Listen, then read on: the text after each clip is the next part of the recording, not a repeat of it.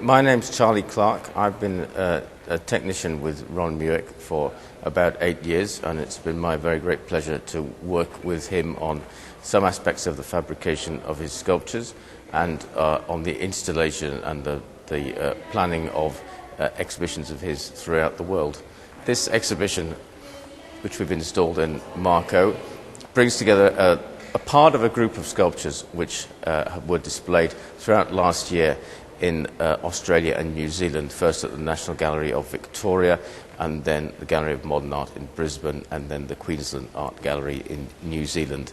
And about half of these 11 sculptures have come across by sea from New Zealand to be here, but being on this side of the world, it's been possible to borrow some other loans from the United States. And so we've made a group of sculptures which have partly been together before but have a slightly new twist.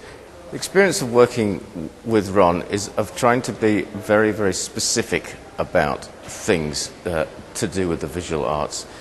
He's very, very specific about making things in exactly the way that he likes, and to make sure that the objects that he makes are exactly as he wants them.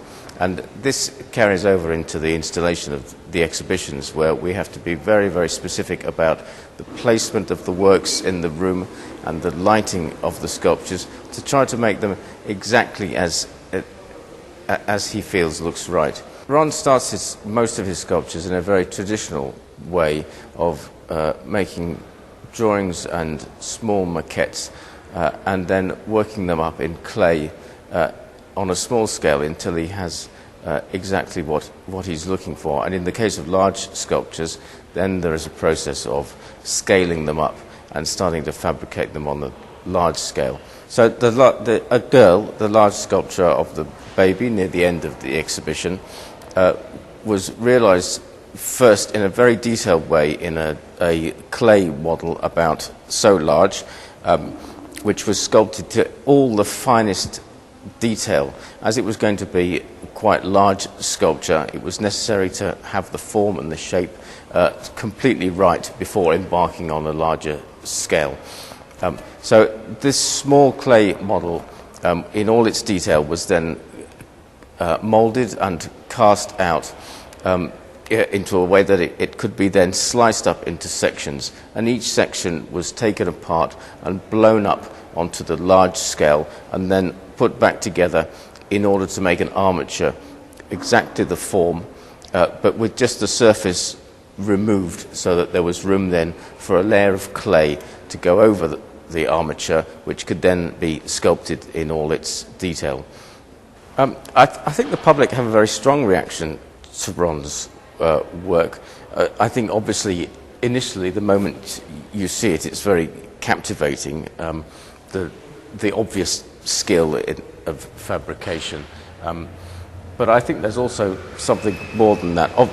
Each sculpture is on a different scale, and it's never the scale of reality, and so there's always something slightly odd about them, and I think that's partly what makes them so captivating, that you're amazed initially by the making of this object, and that persists. Your interest doesn't die away after a moment or two, and you move on.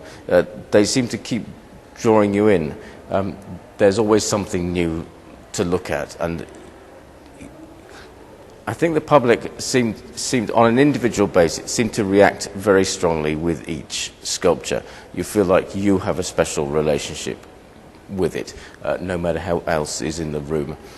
And it's that relationship that you have, your own particular interpretation, which makes them so captivating.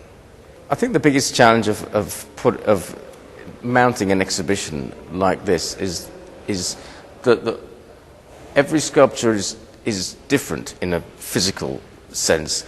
Each one is either incredibly heavy and large, or it's incredibly small and light. Some of them are very, very fragile on the surface, others are easier to pick up. Every sculpture has its difficulty in its installation and display, whether it's something very, very tiny which is light and just hangs on the wall on one screw, but to protect them and make them safe throughout the transport and the installation and then the exhibition itself. Each one has something different about it.